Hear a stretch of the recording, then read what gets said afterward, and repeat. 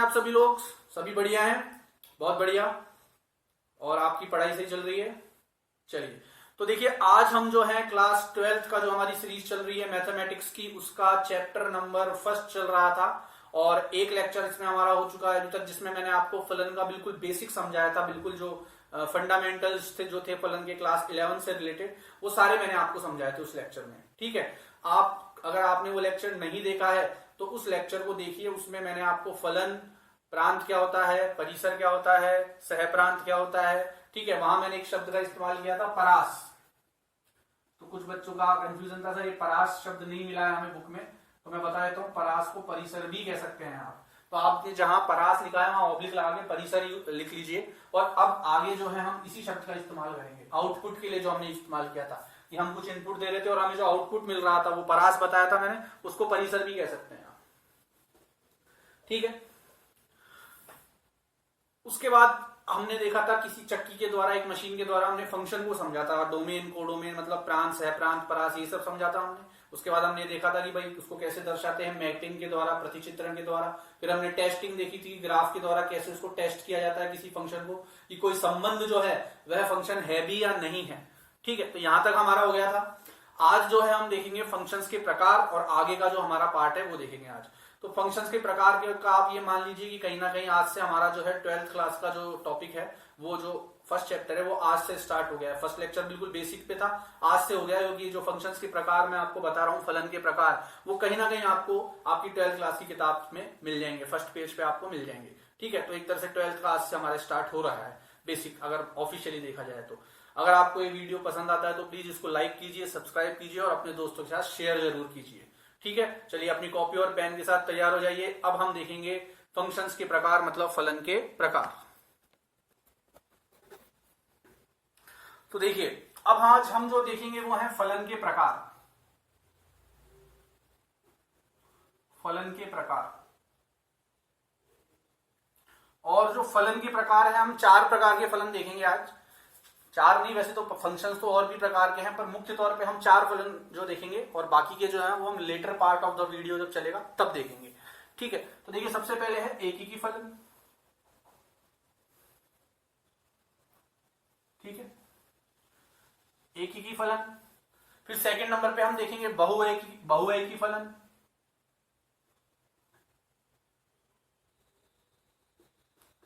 Third number पे हम देखेंगे अंतरक्षेप आच्छादक फलन।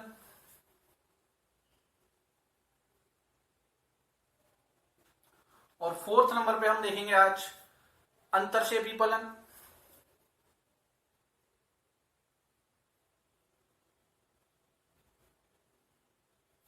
और एक एक्स्ट्रा फलन और देखेंगे हम, जो कि इससे और इससे मिलके बनता है, फर्स्ट और थर्ड वाले से मिलके बनता है, जो कि कहलाता है एकीकी आच्छादक फलन।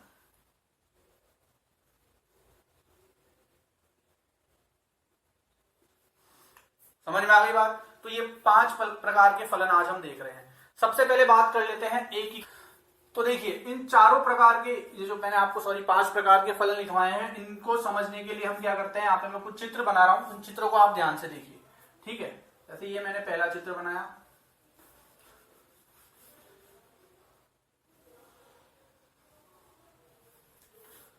ये सेकंड बनाया, ये थर्ड बनाया, और ये फोर्थ बनाया। ठीक है, थोड़ा ध्यान से देखिएगा इसको।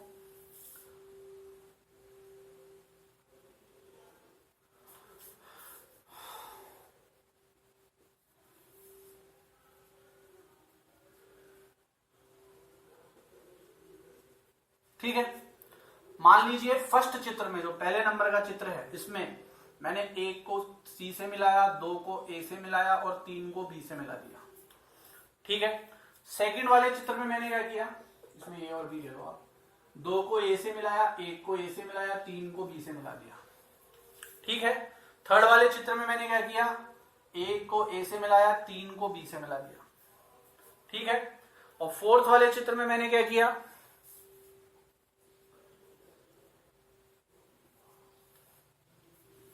ये कर लिया है मैंने। समझ में आ गई बात? अब इसमें हम ये देखेंगे कि ये जो कौन सा फलन, ये जो प्रतिचित्रण में मैंने फलन दिखाए हैं, कौन से प्रकार का फलन है। सबसे पहले बात करते हैं फर्स्ट नंबर की, ठीक है। तो इसमें क्या हो रहा है, इसमें क्या हो रहा है, प्रत्येक जो इनपुट है, ये प्रांत होता है हमारा, ये क्या होता है प्रांत, और ये क्या होता है सहप्रांत, सहप्रांत, और इन प्रांतों के जो आउटपुट या जो इनके प्रतिबिंब निकलते हैं वो क्या कहलाते हैं, वो कहलाते हैं परिसर या परास। तो आज मैंने आपको ऐसा कि बताया, अब हम परिसर शब्द का इस्तेमाल करेंगे क्योंकि बुक में परिसर का इस्तेमाल किया गया है, ठीक है। तो सहप्रांत, अब इसमें हम क्या देखते हैं कि प्रत्येक प्रांत के प्रत्येक अवयव का पहली बात तो कोई ना कोई आउटपुट है, ठीक है। पहले आप ये चेक कर लो कि ये फलन भी है या नहीं है। हम फलन के प्रकार चेक करने में लगे रहे और पता लगा ये फलन ही नहीं था, तो फलन तो चेक कर लें। फलन के लिए पिछले वाले वीडियो में मैंने सिर्फ 2 ही कंडीशन बताई थी, क्या कि प्रांत के प्रत्येक अवयव का एक तो कोई ना कोई प्रतिबिंब होना चाहिए, कि क्या प्रांत के प्रत्येक अवयव का कोई ना कोई प्रतिबिंब है क्या, बिल्कुल है। और क्या बताया था मैंने कि एक प्रांत के एक अवयव के 2 प्रतिबिंब नहीं होने चाहिए, इसका एक ही है, इसका एक ही है, इसका एक ही है, तो ये फलन तो है। अब एकिक फलन क्या होता है वो देखिए, एकिक फलन देख रहे हैं अब हम। एकिक फलन में क्या होता है कि जो यहां पे हमारे पास सहप्रांत है, ध्यान से देखिएगा, इसको सेट ए मान लेता हूं, इसको सेट बी मान लेता हूं, ठीक है।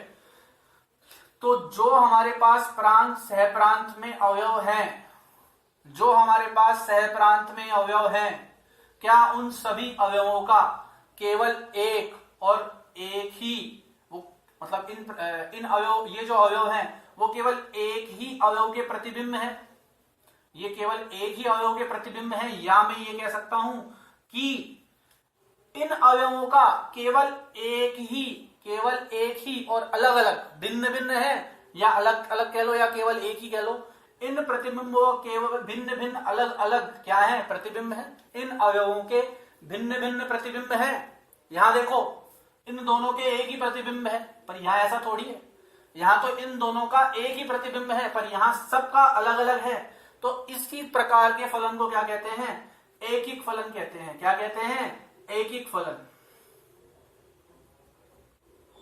एकिक फलन जिसे इंग्लिश में बोलते हैं 1-to-1 फंक्शन।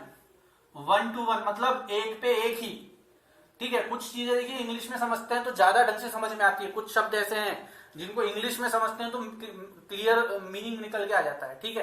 क्योंकि कुछ, अब एकीकृत फलन जो है तो एकीकृत थोड़ी टेक्निकल भाषा हो गई गणित की, ठीक है। पर 1-to-1 से तो हम समझ पा रहे हैं कि एक का सिर्फ एक, समझ में आ गई बात, तो ये 1-to-1 फंक्शन हो गया, ठीक है। तो एक जो प्रांत है उसके प्रत्येक अवयव का केवल और केवल एक ही प्रतिबिंब है, पहली बात तो। दूसरी बात, सभी प्रतिबिंब भिन्न भिन्न है, ऐसा नहीं है कि 2 अवयवों का एक प्रतिबिंब हो जैसा इसमें हो रहा है, ठीक है। चलिए, तो ये हो गया एकिक फलन 1-to-1। अब बहुएकिक फलन देख लेते हैं भाई, सेकंड नंबर पे बहुएकिक फलन। तो अब आपको थोड़ा थोड़ा समझ में आ गया होगा। बहुएकिक फलन जो है, बहुएकिक फलन या बहुएकी फलन जो है, जिसे इंग्लिश में हम बोलते हैं मैनी टू वन, ठीक है। क्या बोलते हैं, मैनी टू वन, मतलब एक से अधिक पे एक ही जा रहा है, ठीक है। तो इसको समझ लेते हैं हम। देखिए यहां क्या हो रहा है, मैनी टू वन जा रहा है। मैनी मतलब बहुत सारे, किस पे जा रहे हैं, 1 पे, मतलब 1 पे। बहुत सारे किस पे जा रहे हैं, 1 पे, मतलब एक से अधिक। बहु मतलब एक से अधिक, बहुएकी मतलब एक से अधिक। तो एक से अधिक अवयवों का एक प्रतिबिंब है, ठीक है। यहां 2 ऐसे अवयव हैं प्रांत के, 2 ऐसे अवयव हैं प्रांत के जिनके सह प्रांत में 2 ऐसे अवयव हैं प्रांत के जिनका सह प्रांत में एक ही क्या है, एक ही प्रतिबिंब है। तो ये क्या कहलाता है, बहुएकिक फलन। समझ में आ गई क्या बात, समझ में आ गई बात आपको, ठीक है। अच्छा, तो अब इसी में हम देख लेते हैं एक और हमारा जो थर्ड पार्ट था वो है अंतरशेपी, ठीक है। क्या है, अंतरशेपी फलन। अब अंतरशेपी हम इसी में देख लेते हैं। अंतरशेपी इन दोनों से ही समझना है हमें। तो देखो अंतरशेपी का मतलब क्या है, सीधी सी बात है, अगर परिसर बराबर सहप्रांत है, अगर परिसर किसके बराबर है, सहप्रांत के, तो फलन क्या हो जाएगा, फलन हो जाएगा अंतरशेपी। क्या हो जाएगा, अंतरशेपी। समझ में आ गई क्या बात? तो फलन क्या हो जाएगा, अंतरशेपी फलन कहलाएगा। फिर वो कब, जब इसे कहते हैं इंजेक्टिव, इंग्लिश में क्या बोलते हैं अंतरशेपी को, इंजेक्टिव फंक्शन। ठीक है, जब परिसर किसके बराबर हो जाए, सहप्रांत के। चलिए देखते हैं यहाँ पे, क्या यहाँ सहप्रांत ए बी और सी है क्या, बिल्कुल है। क्या यहाँ परिसर भी ए बी और सी है क्या, बिल्कुल है। सहप्रांत मतलब टोटल क्या क्या निकल सकता है आउटपुट में, क्या क्या हमें मिल सकता है आउटपुट में। परिसर मतलब जो निकल के आ रहा है, तो यहाँ पे परिसर और प्रांत ए बी सी है। अगर मैं मान लो यहाँ डी लिख देता, तो अब सहप्रांत तो क्या हो जाते, ए बी सी और डी, और परिसर क्या होता, ए बी सी। उस स्थिति में सहप्रांत परिसर के बराबर नहीं होता, परंतु अभी परिसर सहप्रांत में भी क्या क्या आ रहा है, ए बी सी, सहप्रांत प्रांत में भी क्या आ रहा है, ए बी सी, और परिसर में भी क्या आ रहा है, ए बी सी। इसका मतलब ये कौन सा फलन हो गया, अंतरशेपी फलन हो गया।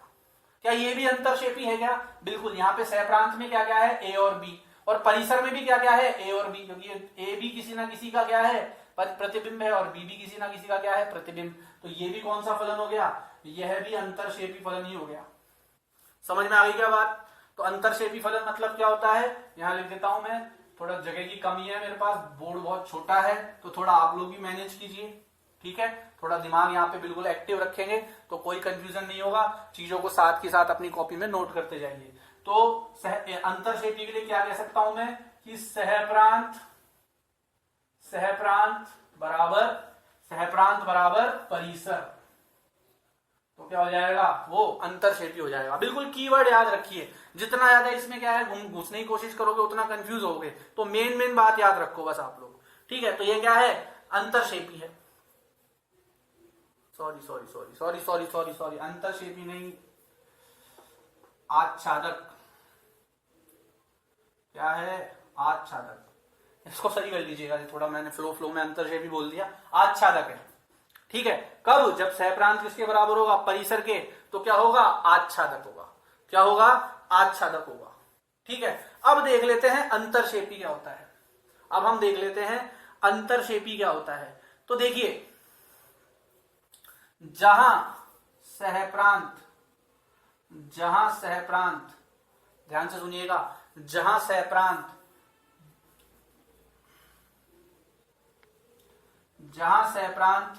बड़ा हो जाए परिसर से, तो वह क्या बन जाता है, अंतरशेपी। बस ये मेन कीवर्ड याद रखिए आप, कि अगर सहप्रांत परिसर के बराबर तो आच्छादक, अगर सहप्रांत बड़ा हो जाएगा परिसर से तो अंतरशेपी। और मैंने फर्स्ट लेक्चर में आपको बताया था ये दो स्थितियां हो सकती है, या तो सहप्रांत परिसर के बराबर हो सकता है, या सहप्रांत परिसर से बड़ा हो सकता है, पर सहप्रांत कभी भी परिसर से छोटा नहीं होता। ठीक है, तो ये स्थिति है, तो आच्छादक कौन सी वाली, कि सहप्रांत किसके बराबर है, परिसर के, तो कौन सी स्थिति मिलती है आपको, आच्छादक। और अगर सहप्रांत बड़ा है परिसर से तो अंतरशेपी। समझ में आ गई बात? तो इसको आप एक बार नोट कर लीजिए, फिर हम आगे देखते हैं, क्योंकि अब जगह नहीं बची है मेरे पास, तो इसको एक बार नोट कर लीजिए आप, फिर अगला टाइप देख लेते हैं। तो देखिए, थोड़ा इसको अंतरशेपी को थोड़ा और देख लेते हैं हम। ये तो हमने एक याद रखने के लिए एक लाइन बना दी कि जो सहप्रांत है वह परिसर से बड़ा है तो अंतरशेपी होगा। ये तो हमने एक लर्न करने के लिए लाइन बना ली, बट इसको थोड़ा और समझ लेते हैं। जैसे यहां देखिए, इस वाले में देखिए, ठीक है, अब इसमें पहली बात तो ये फलन है क्या ये एक फलन है क्या, नहीं, यह फलन नहीं है। क्यों नहीं है, क्योंकि सर दो का तो कोई आउटपुट था ही नहीं। ठीक है, और मैंने क्या बताया था, ऐसा कभी नहीं होगा, अगर कोई फलन है तो उसके प्रत्येक इनपुट का कोई ना कोई आउटपुट होना चाहिए। तो दो का तो कोई इनपुट ही नहीं है, आउटपुट ही नहीं है, तो यह नहीं है। चलो दो का आउटपुट बी को बना देता हूं, अब फलन हो गया ये, अब फलन हो गया। अब अंतरशेपी है क्या, बिल्कुल है। क्यों, क्योंकि देखो यहाँ पे सहप्रांत तो क्या है, सह प्रांत तो क्या है, सह प्रांत मतलब क्या क्या प्राप्त हो सकता था, प्राप्त हमें ए बी और सी हो सकता था, सह प्रांत क्या क्या हो गया, ए बी सी, ठीक है। परंतु प्राप्त क्या क्या हुआ रिजल्ट में, जो प्रतिबिंब है उनके रूप में सिर्फ दो चीजें प्राप्त हुई, ए और बी। तो परिसर क्या हो गया हमारा, परिसर हो गया ए और बी, परिसर क्या हो गया, ए और बी। तो मैं कह सकता हूं कि यहां सहप्रांत जो है वो परिसर से बड़ा है। अब बड़ा छोटा सिर्फ समझने के लिए है, बाकी ये बड़ा छोटा नहीं कहलाता है। समझ में आ गई बात। अगर परिभाषा पे जाएंगे आप तो परिभाषा कुछ इस तरह की कहती है कि अगर ये सेट ए है, ये बी है, एफ कोई फंक्शन है जो ए से बी में परिभाषित है, ठीक है। ए से बी में परिभाषित होने का मतलब क्या होता है, ए से तो इनपुट ले रहे हो, ठीक है, और आउटपुट कहां से मिल रहा है, बी से, सहप्रांत से। समझ में आ गई बात। तो एफ कोई फंक्शन है जो ए से बी में परिभाषित है। तो अगर बी में कोई ना कोई ऐसा अवयव है, बी में कोई ना कोई ऐसा अवयव है जो ए के किसी भी अवयव का प्रतिबिंब नहीं है, जो ए के किसी भी अवयव का प्रतिबिंब नहीं है, तो हम कह सकते हैं कि ये जो फंक्शन एफ है यह क्या है, अंतरक्षेपी फलन। ठीक है, फिर बोल रहा हूं बी के अंदर या बी जो है उसमें ऐसा कोई ना कोई ऐसा अवयव है जो ए के किसी भी अवयव का क्या नहीं है, प्रतिबिंब नहीं है। यहां सी किसी का भी प्रतिबिंब नहीं है, इसलिए ये क्या हो गया, एक अंतरक्षेपी फलन हो गया। ठीक है। अच्छा, लास्ट वाला जो इसमें बच रहा है फिफ्थ, अच्छा इसको भी देख सकते हैं आप, ये वाला जो केस है इसमें भी ये स्थिति है। ठीक है, तो ये भी क्या है, एक अंतरक्षेपी फलन है, क्योंकि इसमें भी सी का कोई प्रतिबिंब, सी किसी का भी प्रतिबिंब नहीं है। चलिए फिफ्थ पार्ट, इसका पांचवा और देख लेते हैं। पांचवा वाला क्या है, एकीकी आच्छादक। एकीकी आच्छादक। अब एकीकी आच्छादक क्या होता है भाई, एकीकी आच्छादक नाम से ही पता लग रहा है, एकीकी भी होना चाहिए और आच्छादक भी होना चाहिए। जैसे फर्स्ट एग्जांपल हमने लिया था, फर्स्ट जो एकीकी फलन को समझा रहा था, 1 2 3 4 5 6 लिया था, 1 2 3 4 5 6, सॉरी ABC, ए का बी, 2 का ए, 3 का सी प्रतिबिंब। ए का संबंध, 1 का संबंध बी से, 2 का संबंध ए से, 3 का संबंध सी से। ठीक है, तो ए इसका प्रतिबिंब, बी इसका प्रतिबिंब, सी इसका प्रतिबिंब। अब ये एकीकी है क्या, बिल्कुल है।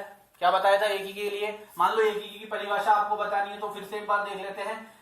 एफ कोई ऐसा फंक्शन है जो ए से बी में परिभाषित है, ए से बी में मतलब ए इनपुट दोगे तो बी का जो बी जो होगा सहप्रांत, उसमें से आउटपुट निकल के आएगा। ठीक है, तो ऐसा अगर कोई फलन है तो अगर ए के प्रत्येक अवयव का बी में भिन्न भिन्न क्या है, प्रतिबिंब है, ए के प्रत्येक अवयव का बी में भिन्न भिन्न प्रतिबिंब है, सबके अलग अलग है अपने अपने, इन सबके प्रतिबिंब अलग अलग हैं, कोई भी ऐसा अवयव नहीं है जो दो का प्रतिबिंब हो एक साथ। ठीक है, तो वह तो एक ही।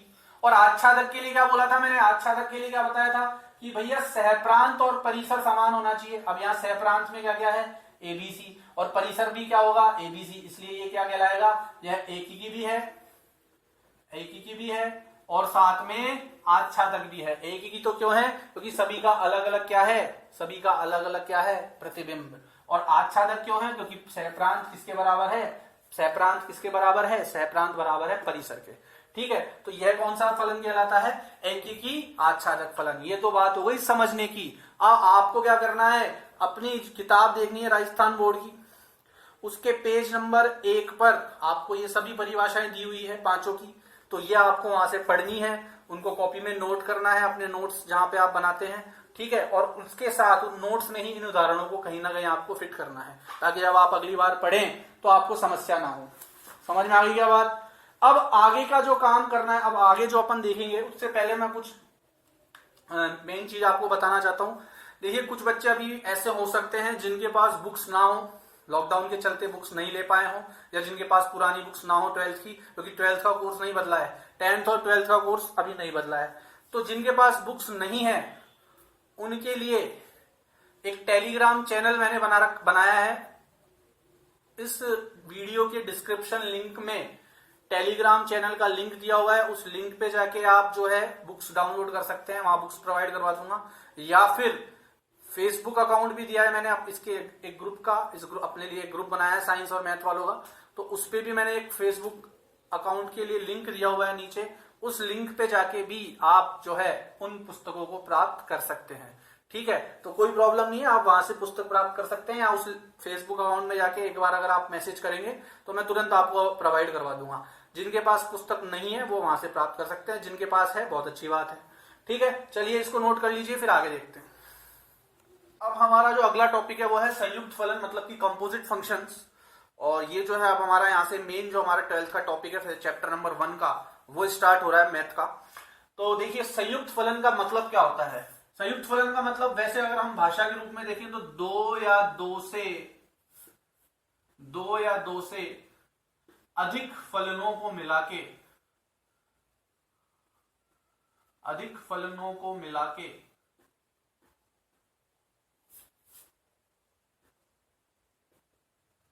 एक नया फलन बनाना है,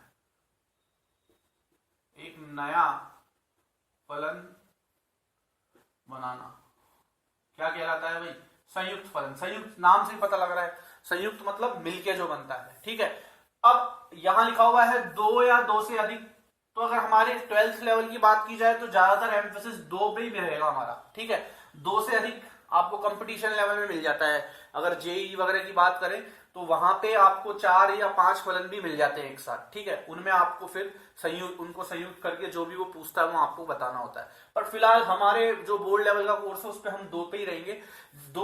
कुछ एक दो एग्जाम्पल्स हम 3 वाले भी देख लेंगे। तो 2 या 2 से अधिक फलनों को मिला के अगर आप एक नया फलन बना रहे हैं तो वो क्या कहलाता है, आपका संयुक्त फलन कहलाता है। चलिए अब संयुक्त फलन को एक बार फिर से, वो जो हमारी चक्की थी उसको याद कीजिए। अगर समझना है ढंग से इसको तो वो जो हमारी चक्की थी उसे याद कीजिए आप। एक चक्की बनाई थी हमने जब फलन को समझा था, तो उसी को बेस बनाते हुए हम आगे इसको समझेंगे।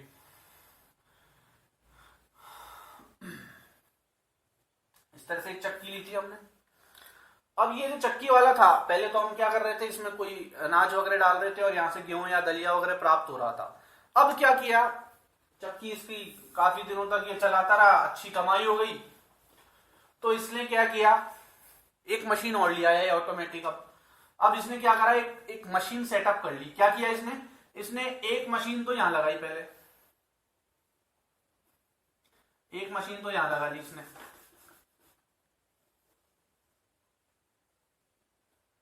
ठीक है, और उसके नीचे उस चक्की को लगा दिया। उसके नीचे उसने इस चक्की को लगा दिया। तो बेसिकली अब यहाँ 2 मशीन हो गई, मशीन नंबर 1 और मशीन नंबर 2। ये मशीन नंबर 1 तो क्या करती थी, इसमें जो भी आप गेहूं वगैरह डालते थे उसको साफ करना, कंकड़ वगैरह को हटाना, ये काम ये मशीन करती थी। और फिर उससे जो अनाज साफ होके जा रहा है वो इसमें जा रहा है, वो इस आटा, ये पीसने वाली मशीन में जा रहा है, आटा या दलिया जो भी पीस रहे थे आप। तो बेसिकली अब क्या हो रहा है, इनपुट तो दे रहे हैं हम यहां से और आउटपुट अब हमें यहां मिल रहा है डायरेक्ट। लेकिन उस बीच कितने फलन हो रहे हैं, 2 प्रकार के काम हो रहे हैं। एक मशीन का काम तो क्या हो रहा है, यहाँ पे पहली मशीन का कार्य तो क्या हो रहा है कि जो भी आप अनाज वगैरह डाल रहे हो उसकी सफाई करना, कंकड़ वगैरह हटा देना, कोई छिलके वगैरह उनको हटा देना। ठीक है, और फिर वो अनाज साफ होके इसमें जा रहा है और फिर ये क्या कर रही है, उसको आटा या दलिया जो भी हमें चाहिए वो हमें प्राप्त हो रहा है वहां से। तो बेसिकली हमने क्या किया, इस पूरे सिस्टम में क्या किया, हमने 2 अलग अलग फंक्शंस को मिला दिया। ठीक है, दोनों अलग अलग मशीनों को मिला दिया और क्या प्राप्त हो गया हमें, एक हमने इन दोनों को मिला के क्या कर रहे हैं, हम यहां इनपुट दे रहे हैं। अब ध्यान से देखना, यहां इनपुट दे रहे हैं, फिर इसका जो इनपुट है वो यहां से आउटपुट के रूप में निकलेगा और इसका जो आउटपुट है वो यहां इनपुट जाएगा और फिर इसका जो इनपुट है वो हमें फाइनली यहां आउटपुट के रूप में मिलेगा। वापस देखना, मान लो मैं यहां से x इनपुट दे रहा हूं, यहां पे कुछ fx फंक्शन हो रहा है मान लो। ठीक है, यहां मैंने आप मान लो इसके अंदर एक x इनपुट दिया, तो यहां पे क्या हो रहा है, एक fx फंक्शन हो रहा है। अब ये जो fx फंक्शन होगा ये कुछ आउटपुट देगा, मान लो fx के रूप में आउटपुट मिल गया मुझे, यहाँ पे कुछ मान लो y आउटपुट मिला यहाँ पे, मतलब गेहूं साफ होके आ गया अब यहां से। अब ये जो इसका जो y आउटपुट है वो अब इसके लिए क्या हो जाएगा, इनपुट, क्योंकि अभी साफ हुआ गेहूं जो है वो इसमें जाएगा वापस। फिर यहां कुछ एक नया फंक्शन होगा, मान लो fy। ठीक है, और यहां हमें एक नया आउटपुट मिल जाएगा z। तो ये कुछ इस तरीके से आप संयुक्त फलन को समझ सकते हैं, जहां हमने 2 फंक्शंस को मिला के एक पूरा, अब ये जो पूरा है ये एक अलग से एक फंक्शन बन गया, ये एक अलग से फलन बन गया पूरा। इसमें एक फलन ये था, एक फलन ये था, और इसको पूरे को मिला के मान लो एक नया ही फलन बन गया। ये पूरा एक सेटअप हो गया। जैसे फैक्ट्री वगैरह में होता है ना, बहुत सारी मशीनें होती है, पहले एक चीज उस मशीन पे जाती है, फिर वहां से कोई चीज होती है, फिर वो दूसरी मशीन में जाती है, फिर वहां से मान लो वो पैक होती है पन्नी वगैरह में, फिर वो कार्टून वगैरह में पैक होती है। हर चीज की अलग अलग मशीन होती है। इसी प्रकार से अलग अलग मशीनों को मिला के एक नया फंक्शन तैयार कर लिया हमने। समझ में आ गई बात? तो ये पूरा जो फंक्शन है ये क्या कहलाता है? संयुक्त फलन कहलाता है। ठीक है, तो एक बार के लिए आप इसको अपनी लैंग्वेज में इस उदाहरण को उतार लीजिए ताकि आपको याद रहे। तो संयुक्त फलन की परिभाषा अगर बिल्कुल बेसिक शब्दों में मैं बोलूं, हालांकि वो गणितीय रूप में वो परिभाषा सही नहीं है, बट बिल्कुल बेसिक समझने के लिए मैं बोलूं तो मैं कह सकता हूं कि दो या दो से अधिक फलनों को मिला के एक नया फलन बनाना, यही क्या कहलाता है? संयुक्त फलन है। ठीक है, अब उसको हम गणितीय रूप में देखेंगे। इसको उतार लीजिए आप, फिर आगे देखते हैं। अब देखिए, जब हम सिंगल फंक्शन पढ़ रहे थे पहले वाले लेक्चर में, जो हमने सिंगल फंक्शन देखा था, तो उसमें हमने मैपिंग की थी, प्रतिचित्रण किया था। प्रतिचित्रण किया था उसमें हमने। तो इसमें भी हम प्रतिचित्रण करेंगे। संयुक्त फलन के लिए प्रतिचित्रण देखिए किस प्रकार से होता है। ठीक है, तो संयुक्त फलन में प्रतिचित्रण कैसे होगा? वहां तो हम दो गोले बना देते थे और फिर बता देते थे कि इस यहां जो सेट ए के कौन से एलिमेंट का या कौन से अवयव का प्रतिबिंब सेट बी में है। ठीक है, यहाँ पे ये जो पूरा होता था ये क्या होता था हमारा? ये होता था हमारा सहप्रांत, ये होता था प्रांत। ठीक है, और इसके जो प्रतिबिंब यहाँ मिलते थे उन सबसे मिलकर बनता था परिसर। तो ये तो बात हो गई बिल्कुल जनरल, बिल्कुल कॉमन बात। अब बात करते हैं कि ये जो संयुक्त फलन है इसकी मैपिंग कैसे होगी। तो देखो, सबसे पहले मान लो ये मैंने कोई सेट लिया, सेट ए। वो मशीन का एक छोटा सा डायग्राम मैं यहां बना रहा हूं जिससे आपको समझ में आता जाए कि मैं कर क्या रहा हूं एक्चुअल में। ठीक है, एक छोटा सा डायग्राम मैं यहां बना देता हूं, तो मशीन के थ्रू आप समझ लेना। ये पहले नंबर की मशीन मान लो, ये इसका इनपुट जा रहा है, और ये दूसरे नंबर की मशीन मान लो, और इसका आउटपुट हमें यहां मिल रहा है। ठीक है, ये पहले नंबर की मशीन है, ये दूसरे नंबर की मशीन है। अब इसमें हम देखते हैं कि हो क्या रहा है एक्चुअल में। तो देखिए, प्रतिचित्रण में जैसे मान लो यहां पे मैंने कोई इनपुट दिया x। ठीक है, तो इनपुट सबसे पहले मैं यहां से दे रहा हूं, x इनपुट दे रहा हूं। ठीक है, यहां पे मैं x दे रहा हूं तो यहां पे कोई फंक्शन होगा, f फंक्शन मान लो यहां पे हो रहा है, ये f फंक्शन हो रहा है यहां पे। ठीक है, और इसका आउटपुट मुझे मिल रहा है मान लो fx के रूप में।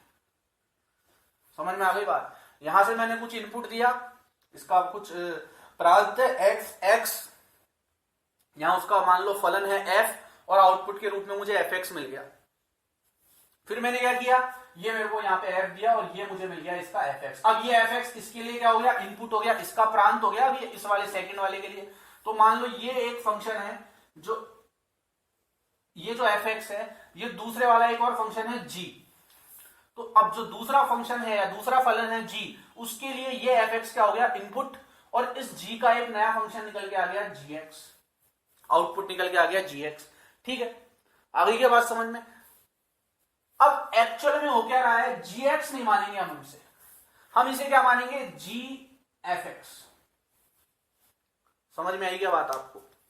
देखिए, मैंने यहां से x इनपुट दिया, यहां एक फलन हुआ f, आउटपुट में मुझे fx मिल गया। ये तो बात आ गई हमें समझ में। ये तो हम प्रतिचित्रण में करते हैं कि x दिया, फलन f हुआ, यहां से fx प्राप्त हो गया मुझे आउटपुट के रूप में। फिर इस fx को मैंने इसका इनपुट बना दिया, एक नया फंक्शन लिया, यहां पे मैंने g। ठीक है, अब ध्यान से देखना, जब x इनपुट दिया, फलन f था, तो आउटपुट fx प्राप्त हुआ। ये x f के साथ लग के आउटपुट में आ गया। ध्यान से देखना, ये x f के साथ लग के ब्रैकेट में आउटपुट में मिल गया।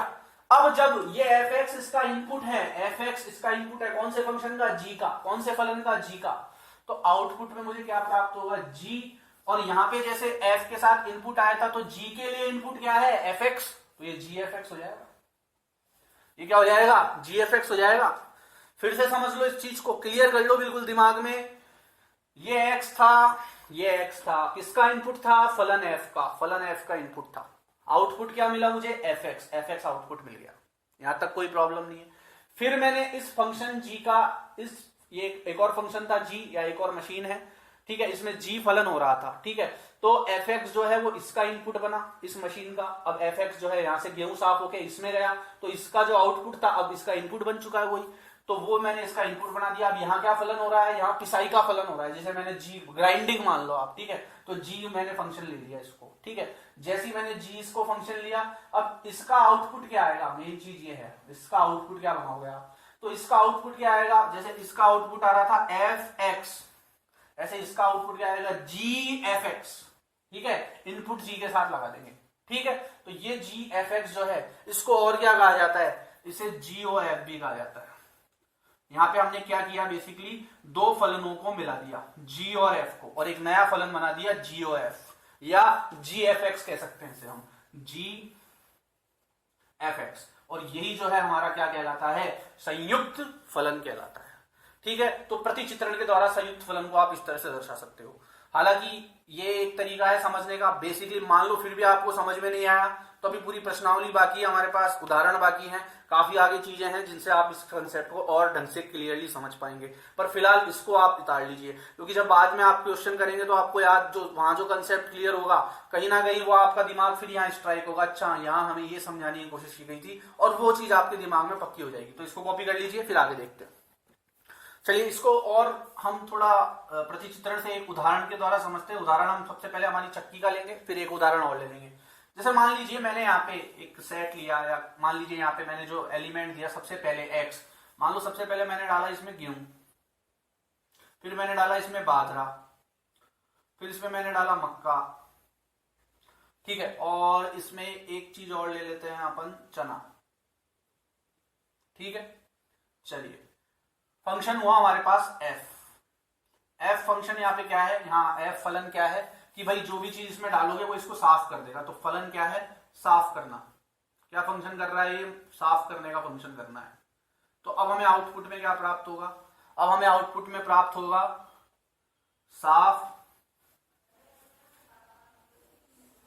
साफ गेहूं। इससे जो निकल के आएगा वो क्या आएगा, अब साफ गेहूं आएगा। इसी प्रकार से साफ मैंने एक बार लिख दिया है, साफ गेहूं, साफ बाजरा, साफ मक्का और साफ चना, ये हमारे इसके आउटपुट आ गए, ठीक है। अब हम इस मशीन से ये निकलेगा, अब इसमें जाएगा तो एक और नया फंक्शन हो रहा है जी, इसमें क्या है, पीसना, ये पीसेगा इसको,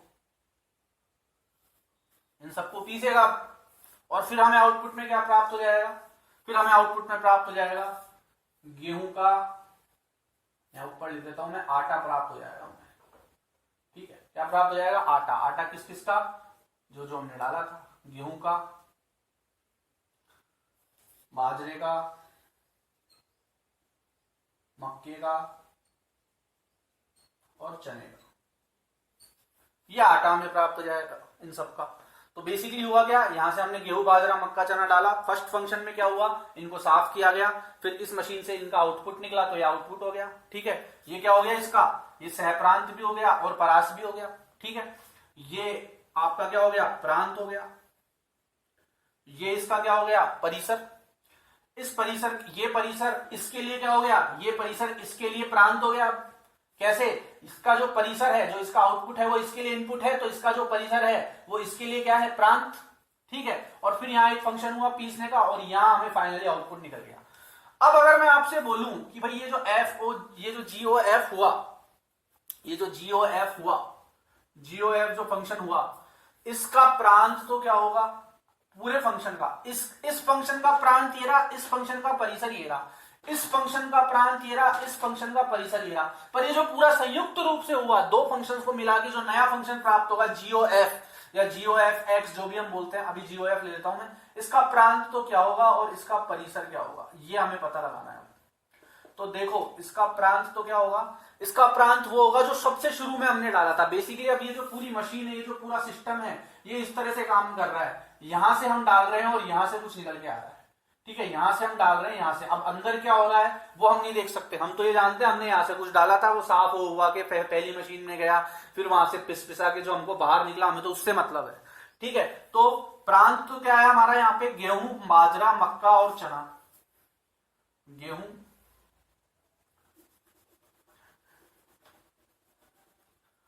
बाजरा मक्का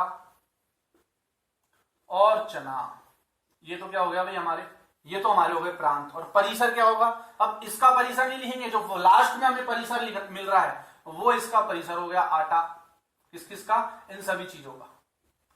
ठीक है, गेहूं का आटा, मक्के का आटा, बाजरे का आटा और जो भी आटा हमें मिल रहा है। तो बेसिकली हमने क्या देखा, पूरे फंक्शन के लिए इनपुट तो ये हो गया और आउटपुट ये हो गया। समझ में आई क्या बात। तो ये एक उदाहरण है, इसको भी नोट कर लीजिए आप। तो अगर आपको मान लो संयुक्त फलन का निकालना है तो सबसे शुरू में क्या इनपुट दिया और सबसे लास्ट में क्या आउटपुट मिला। तो जो सबसे पहले इनपुट दिया वो तो हमारा प्रांत हो गया, और जो सबसे लास्ट में आउटपुट मिला वो हमारा हो गया परिसर। समझ में आ गई बात। ठीक है, बीच में ये मत लिख देना आप। चलिए इसको कॉपी कर लीजिए। तो ये किसका प्रांत और परिसर है, संयुक्त फलन जीओएफ का। किसका, संयुक्त फलन जीओएफ का। जीओएफ को और क्या लिख सकते हो आप, जीएफएक्स, ये भी लिख सकते हो आप। ठीक है, जीएफएक्स या जीओएफ। अब इसको और डिटेल में हम देखेंगे, पहले आप इसको समझ लीजिए, इसका बेसिक फील समझ लीजिए कि संयुक्त फलन का मतलब क्या है, संयुक्त फलन के प्रांत और परिसर से मतलब क्या है। फिर जब हम डिटेल में आगे करेंगे क्वेश्चंस को, तब और डिटेल में आपको समझ में आएगा। इसको पॉज करके नोट कर लीजिए इसको। ये हो गया। अब इसको थोड़ा सा हम इस चित्र को थोड़ा सा और घुमाते हैं। देखिए थोड़ी सी इसमें इसको थोड़ा ट्रिकी बना देते हैं हम, तो दिमाग लगाना पूरा यहां पे। ठीक है, मान लो मैं इसका ये जो फर्स्ट वाला जो फंक्शन था, इसका प्रांत जो जो सह प्रांत, तो उसमें एक चीज और लिख देता हूं, साफ चावल। साफ चावल, ये अब मैं देखो, अब ध्यान से देखो, अब मैंने इसको क्या बना दिया है, सहप्रांत। मैंने क्या बताया था, सहप्रांत में जरूरी नहीं है सिर्फ वही चीजें आएंगी जो हमें मिल रही है, जो मिल सकती थी वो भी आ जाएगी। तो इसमें कहने का मतलब क्या है कि भाई अगर मैं इसमें साफ चावल डालता तो अगर चावल डालता तो ये चावल भी साफ करके हमें दे देता। तो मैंने इसके प्रांत में क्या डाल दिया, सॉरी इसके सहप्रांत में क्या डाल दिया, साफ चावल। ऑल दो मुझे जो इसके प्रतिबिंब है, जो इसका परिसर है, वो तो ये चार, इसके परिसर में तो ये चार चीजें आएगी क्योंकि प्रतिबिंब के रूप में तो यही मिल रही है। बट कहीं ना कहीं साफ चावल मिल सकता था, तो ये सब चीजें तो कहीं में आ गई सहप्रांत में, 5 चीजें, और 4 चीजें कहीं में आ गई परिसर में। ठीक है, अब इस आदमी ने क्या किया, जो चक्की वाला था उसने क्या किया, उसके पास साफ चावल अलग से पड़ा हुआ था। ये जो साफ जो चावल है ये इसके पास अलग से पड़ा हुआ था। तो इसने क्या किया, मशीन को खोला, बोले इसमें क्यों डालूं मैं जब मेरे पास ऑलरेडी साफ चावल है। तो इसने क्या किया, मशीन को खोला यहां से। ठीक है, इस मशीन में डाला ही नहीं साफ चावल, और इसने क्या किया कि साफ चावल को इसमें डाल दिया। ठीक है, और चावल का आटा प्राप्त कर लिया। आ गई क्या बात समझ में। इसने अलग से इस मशीन का काम नहीं लिया, इस मशीन को तो इसने बीच में से खोला बोल्ट वगैरह, और उसमें साफ चावल डाल दिया और चावल का आटा प्राप्त कर लिया। अब भाई चक्की वाला है, वो तो कुछ भी कर सकता है, उसकी मशीन है, आप थोड़ी रोक लोगे उसको। ठीक है, तो उसने चावल डाला और चावल का आटा प्राप्त कर लिया। तो यहां पे साफ चावल डाला और चावल का आटा प्राप्त हो गया उसको, एक चावल का आटा और आ गया परिसर में। समझ में आ गई क्या बात, चावल का आटा और आ गया। और इसने एक चीज और की, और इसने एक चीज एक्स्ट्रा की। इसने एक्स्ट्रा चीज क्या करी, इसने क्या किया कि जो बाजरा डाला था, यहां तो इसने डाल दिया था बाजरा, यहां तो इसने डाल दिया था बाजरा, और बाजरा साफ बाजरा इसको मिल भी गया था। फिर इसने क्या किया, जब बाजरा साफ यहां से निकला तो मशीन खोला और उस साफ बाजरे को, इसको बाजरे का आटा नहीं चाहिए था, उस साफ बाजरे को निकाल के अलग रख दिया। ठीक है, इसका मतलब अब बाजरा आपको साफ तो मिल गया था, इसका तो आउटपुट मिल गया था, पर उस साफ बाजरे को इसने निकाल के साइड में रख लिया। तो मतलब अब आपको बाजरे का आटा नहीं मिल रहा। बड़ा ध्यान से समझना इसको, 2 चीजें की हमने सिर्फ। हमने क्या किया, इसके प्रांत में साफ चावल भी डाल दिया कि भैया अगर आप चावल डालते तो साफ चावल मिल सकता था। और इसने क्या किया, मशीन खोली, पहले फलन में साफ चावल डाला ही नहीं, पहली मशीन में डायरेक्ट दूसरी मशीन में डाल के चावल का आटे का आउटपुट निकाल लिया इसने। और इसने क्या किया, यहां से जो बाजरा मिला था साफ, उसको हटा दिया, उसका आटा प्राप्त नहीं किया। ये सेकंड उदाहरण है, पहले वाला तो हम देख चुके। तो अब क्या होगा, अब क्या होगा, साफ गेहूं का आटा मिल जाएगा क्या हमें, बिल्कुल मिल जाएगा। मक्के का आटा मिल जाएगा क्या, बिल्कुल मिल जाएगा। चने का आटा मिल जाएगा क्या, बिल्कुल मिल जाएगा। चावल का आटा मिल जाएगा, बिल्कुल मिल जाएगा। साफ बाजरा मिला था परंतु वो यहां था ही नहीं, तो यहां आउटपुट में मिला ही नहीं। अब अगर मैं पूछूं कि अब इसका ये जो पूरा जो संयुक्त फलन हुआ जीओएफ, ये जो पूरा संयुक्त फलन हुआ जीओएफ, ये एफ ओ जी मत बोल देना। अगर इनपुट यहां से दे रहे हो और आउटपुट लास्ट में जी पे मिल रहा है, जिस फंक्शन में मिल रहा है, तो वो तो पहले आता है, और जिसका इनपुट दिया था वो बाद में आता है। इसका उल्टा कर देते आप कि यहां से तो इनपुट देते और यहां आउटपुट मिलता, तो ये FOG कहलाता। फिर ये संयुक्त फलन क्या कहलाता? FOG। GOF कब कहलाएगा? जब यहां से तो आप इनपुट दोगे और वहां से आउटपुट मिलेगा, तो ये क्या कहलाएगा? GOF। और वहां से इनपुट दोगे और यहां से आउटपुट मिलेगा, तो क्या कहलाएगा? FOG। अभी फिलहाल हम FOG की बात बाद में करेंगे, पहले GOF देख लेते। तो मेरा कहने का मतलब है ये जो आपने स्थिति थोड़ी बदल दी, अब हमारा प्रांत और परिसर क्या होगा भाई? अब प्रांत और परिसर के रूप में हमें क्या प्राप्त होगा? तो देखिए, अब अगर आप बात करेंगे प्रांत और परिसर की, तो अब सिर्फ हम ये देखेंगे टोटल इनपुट, क्या तो हमने इनपुट दिया और लास्ट में किस इनपुट की वजह से हमें आउटपुट मिला। क्या तो हमने इनपुट दिया और लास्ट में किस इनपुट की वजह से हमें आउटपुट मिला, सिर्फ ये देखेंगे हम। तो देखिए, क्या गेहूं का कुछ लास्ट में इनपुट मिला? क्या बिल्कुल मिला, गेहूं का आटा मिला, तो गेहूं जो है इसके प्रांत में आएगा। क्या बाजरे का कुछ मिला? क्या नहीं, बाजरे का लास्ट में कुछ नहीं मिला। यहां तो मिल गया पर इसको आगे लेके नहीं गए, हमने मशीन से निकाल लिया बीज, यहां से हमने हटा दिया साफ बाजरे को, मुझे आटा चाहिए ही नहीं था, तो बाजरा हट जाएगा यहां से संयुक्त फलन में। इस फंक्शन की बात करेंगे तो मिलेगा आउटपुट, बट अगर इस पूरे की बात करेंगे तो यहाँ पे हमें बाजरे का कुछ नहीं मिल रहा। तो भले ही हमने इनपुट में बाजरा दिया हो यहां से, बट आउटपुट में उसका कुछ रिजल्ट नहीं निकला था, तो इसलिए बाजरे को हटा दो। चलो मक्के की बात करते हैं। क्या मक्के का लास्ट में कुछ मिला? क्या बिल्कुल मिला, तो मक्का जो है वो रहेगा यहाँ पे, मक्का अभी भी रहेगा इसके प्रांत में। क्या चना जो है, क्या चना जो है वो लास्ट में मिला? क्या बिल्कुल मिला, तो चना भी रहेगा। अच्छा, एक चीज और थी, चलो ये तो प्रांत की बात हो गई, ठीक है, ये तो प्रांत की बात हो गई। अब परिसर की बात कर लेते हैं। तो क्या परिसर में हमें क्या क्या मिल रहा है? बात वही देखेंगे, इनपुट से आउटपुट में मिला क्या। परिसर में हमें मिला गेहूं का आटा। क्या हमने गेहूं डाला था? क्या इनपुट में डाला था, तो गेहूं परिसर में आ जाएगा, गेहूं का आटा परिसर में आ जाएगा। फिर हमें मिला मक्के का आटा। क्या हमने मक्का डाला था? क्या इनपुट में डाला था, तो आउटपुट मिल गया मक्के का। फिर हम देखेंगे चने का आटा, तो क्या हमने चना डाला था? क्या बिल्कुल डाला था, तो चना भी आ जाएगा। समझ में आ रही है बात? ये ध्यान से समझने की बात है बहुत। क्या हमने चना डाला था? क्या बिल्कुल डाला था, तो चना भी आ जाएगा। अब देखने वाली बात यह है कि क्या हमने चावल, अब चावल भी मिल रहा है, क्या हमने चावल डाला था? क्या चावल डाला ही नहीं था, तो चावल मिल रहा होगा, वो तो यहां से मिल रहा है, यहां से तो नहीं मिला ना, यहां से इनपुट तो नहीं डाला था, तो चावल परिसर में नहीं लोगे आप। भले ही यहां आपको मिल रहा है पर यहां पे, यहां से तो नहीं मिल रहा, बीच के फंक्शन में डाल दियो आपने कोई चीज, तो इसलिए चावल नहीं आएगा। ठीक है, तो ये थोड़ा कॉम्प्लिकेटेड, थोड़ा घुमावदार इसको मैंने बना दिया है, कुछ चीजों को बीच में से मॉडिफाई करके। तो इस उदाहरण को भी आप उतार लीजिए। ठीक है, यहां से हमने एक बाजरा जो इनपुट दिया था वो यहाँ पे मिल गया था आउटपुट, बट उसको आगे नहीं लेके गए, इसलिए बाजरा जो है वो प्रांत में नहीं आएगा। इसी प्रकार यहां से हमने चावल जो है वो इस फंक्शन में डाला था, यहाँ चावल का आटा मिल रहा था, तो ये भी नहीं मिलेगा। आगे क्या बात समझ में? कॉपी कर लो इसको भी पॉज करके, फिर आगे देखते हैं कुछ अच्छे क्वेश्चंस। इसको पॉज करके कॉपी कर लो, फिर आगे देखते हैं कुछ अच्छे क्वेश्चंस। चलिए भाई, अब हम देख लेते हैं, मान लीजिए f एक फंक्शन है, ध्यान से देखिएगा, f एक फंक्शन है, a से b में परिभाषित है, जहां fx इसके बराबर है 2x के। तो थोड़ा छोटा लिख देता हूं मैं, जगह की कमी पड़ेगी वरना बाद में। f एक फंक्शन है, a से b में परिभाषित है, और फंक्शन क्या है? fx बराबर 2x। ठीक है, इसी प्रकार g एक फंक्शन है, b से c में परिभाषित है, ध्यान से देखिएगा, g एक फंक्शन है, b से c में परिभाषित है, और gx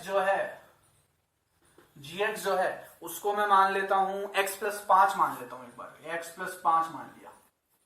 ठीक है, चलिए, तो अगर अब मैं देखूं तो मैंने जो पहला फंक्शन बनाया a से b में परिभाषित, इसका मतलब प्रांत तो क्या है? a, और सहप्रांत क्या है? b।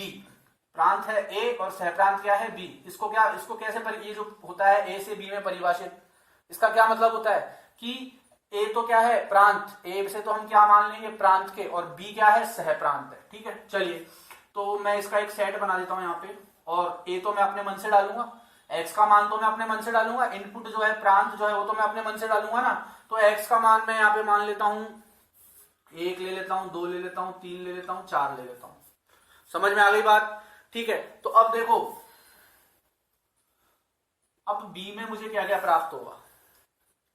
b में मुझे क्या क्या प्राप्त होगा? जब मैं इधर 2x की जगह 1 रखूंगा तो 2 एकम 2, जब मैं 2 रखूंगा तो 4, 3 रखूंगा तो 6, 4 रखूंगा तो 8। ठीक है, ये तो हो गया हमारा फंक्शन f। ये तो कौन सा फंक्शन हो गया? f, फलन f हो गया ये तो। चलिए अब हम बात कर लेते हैं b से c में जाने की। तो दूसरा जो फंक्शन था g, जो b से c में परिभाषित है, g जो फंक्शन है, ठीक है, वो किससे परिभाषित था? b से c में। मतलब इसमें इनपुट का कौन सा जाएगा? b। अब वो हम नहीं डालेंगे, वो ऑटोमेटिकली b से निकल जाएगा। जो b में इसका आउटपुट आया, जो b में इसका परिसर आया, वही इसका क्या हो जाएगा? इनपुट हो जाएगा। तो देखिए x + 5, अब b का मान कहां से लेंगे? यहां से 2 यहां रखेंगे x की जगह, 2 में 5 जुड़ेगा 7, फिर 4 यहां रखेंगे x की जगह, 4 में 5 जुड़ेगा 9, फिर 6 यहां रखेंगे x की जगह 11, फिर यहां पे 8 रखेंगे x की जगह तो 13। समझ में आ गई क्या बात? 7, 9, 11, 13। तो a से b में परिभाषित किया, फिर b से c में परिभाषित किया। ठीक है, चलिए अब हम इसमें GOF याद करने की कोशिश करते हैं। क्या याद करने की कोशिश करते हैं? GOF। तो GOF का मतलब जैसा कि मैंने समझाया, GOF या GOFX कुछ भी कह सकते हो आप। तो GOF को मैं क्या लिख सकता हूं? GFX। समझ में आ गई क्या बात? इसको क्या लिख सकता हूं मैं? GFX। अब देखिए ध्यान से, इसका मतलब क्या है? GFX का मतलब क्या है कि भाई जो G फंक्शन है उसमें जो चर राशि है x, जो G फंक्शन है उसमें ये देखो ये gx है, तो G में जो x है उसकी जगह क्या आ गया है? fx। G में जो x है उसकी जगह क्या आ गया है? fx। gx कितना था? x + 5। G में जो x है अब उसकी जगह क्या आ गया है? fx। क्यों? क्योंकि हम ये वाला फंक्शन निकाल रहे हैं, इसलिए GOF निकाल रहे हैं इसलिए। ठीक है, तो GOF में या गॉफ, तो गॉफ में हमको क्या, गॉफ में मैंने क्या बताया, क्या लिख सकता हूं मैं? GFX। तो G में जो x है उसकी जगह fx आ गया है। तो देखो क्या मैं कह सकता हूं कि GFX जो होगा, इधर लिख देता हूं इसको थोड़ा, GFX जो होगा वो क्या होगा? x की जगह क्या आएगा? fx। x की जगह क्या आएगा? fx। और fx कितना था? fx था 2x। fx कितना था? 2x। तो x की जगह अब क्या आ जाएगा? 2x + 5 आ जाएगा। क्या x की जगह 2x + 5 आ जाएगा का? तो मैं कह सकता हूं कि जो GOF है वो क्या है? 2x + 5। क्या कह सकता हूं मैं कि GOF जो नया फंक्शन निकल के आया, ये संयुक्त फलन है किस किस का? fx और gx का संयुक्त फलन क्या निकल के आया? 2x + 5। fx कितना था? 2x। gx कितना था? x + 5। दोनों का संयुक्त फलन क्या आया? 2x + 5। समझ में आई क्या बात? अरे भाई बात समझ में आ गई क्या? चलिए अब GOFX जो है, GOFX में निकालते हैं हम मान। तो देखो GOFX में इनपुट तो यही जाएगा हमारा, इनपुट यही जाएगा। चलो इनपुट ये देते हैं 1, इनपुट ये देते हैं 1, तो 2 एकम 2 और 5, आउटपुट क्या मिलेगा? 7। फिर इनपुट देते हैं 2, 2 दूनी 4, 4 और 5 9, तो इनपुट दिया 2 तो आउटपुट मिला 9। इनपुट देते हैं 3, तो 3 दूनी 6, 6 और 5 11, इनपुट दिया 3 तो आउटपुट मिला 11। चलो इनपुट जो है 4 देते हैं तो आउटपुट क्या मिला? 13। तो इस संयुक्त फलन का इनपुट जब हमने ये दिया था, आउटपुट ये मिला। इसी पे आ जाओ वापस जो मैंने पहले समझाया था, मतलब संयुक्त फलन में ये इनपुट देने पर डायरेक्ट क्या मिल रहा है? ये आउटपुट मिल रहा है। संयुक्त फलन में ये इनपुट देने पर ये आउटपुट मिल रहा है। इसको हमने एक नया फंक्शन बना लिया अलग से GOF, और उसमें जब मान डाले तो हमने क्या पाया कि इसका जो प्रांत था वो इसके सहप्रांत के बराबर आ रहा है। मतलब इसका जो प्रांत था वह तो इसका, इस फंक्शन का भी प्रांत है, और इसका जो लास्ट में जो दूसरे वाले फंक्शन का सहप्रांत था वह इसका क्या आ रहा है? सहप्रांत आ रहा है। तो कहीं ना कहीं ये वही चीज आ गई जो मैंने आपको समझाई थी कि इनपुट यहां से लेंगे, आउटपुट ये मिलेगा। डायरेक्ट मान डाल के देखे तो भी हमें यही प्राप्त हो रहा है, डायरेक्ट फंक्शन में मान डाल के देखे तो भी यही प्राप्त हो रहा है। ठीक है, तो अगर मैं बात करूं यहाँ प्रांत और परिसर की, अगर मैं यहाँ पे बात करूं मतलब प्रांत क्या होगा और परिसर क्या होगा, तो प्रांत तो क्या आ जाएगा? 1 2 3 4, और परिसर क्या आ जाएगा? 7 9 11 13। ठीक है, इसको कॉपी कर लीजिए।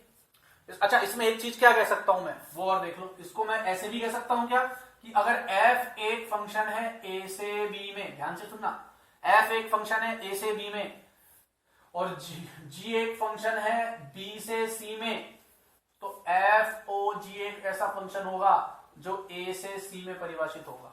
कह सकता हूं कहीं ना कहीं कि f में मैं इनपुट दे रहा हूं a, आउटपुट मिल रहा है b, प्रांत इसका ये है, सह प्रांत ये रहा, फिर इसका जो सह प्रांत है वो इसका प्रांत हो गया और इसका सह प्रांत ये रहा, तो जीओ एफ ओ जी क्या होगा, ये तो प्रांत हो जाएगा और ये क्या हो जाएगा, सह प्रांत। तो ये चीज जरूर लिख लेना आप साइड में, ठीक है, क्योंकि तो यहां से इनपुट दे रहे हैं तो ये आउटपुट मिल रहा है, ए का इनपुट और सी का आउटपुट किसका फंक्शन होगा, संयुक्त फलन का। कॉपी कर लीजिए इसको, फिर आगे और डिटेल में देखते हैं हम।